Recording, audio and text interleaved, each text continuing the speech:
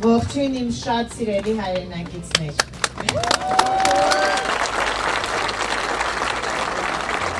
Նախ ես ուզում եմ իմ օրին շնորհակալությունը հայտնել երեկվա օրը ինձ հետ անցկացնելու։ Ես զգում եի բոլորի աջակցությունը։ Այս գործընթացը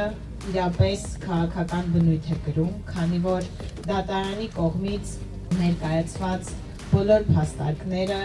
քննիչների կողմից ներկայացված մեղադրանքի մեջ բոլոր փաստարկները անհիմն էին։ Ես կարող եմ ասել, որ երեկ,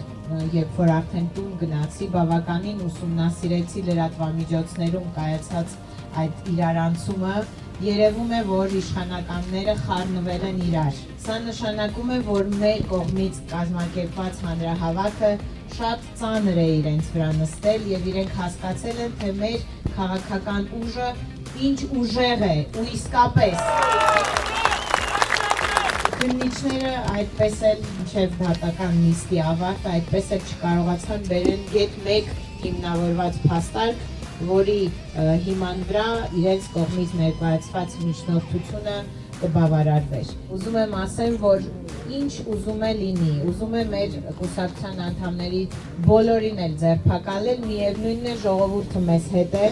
միևնույնն է հայ ժողովուրդը, ով յուրաքանչյուր անարդարությանը դեմ է կանգնում, մեր կողքին է եւ մենք դրա համար շատ շնորհակալություն ենք հայտնում։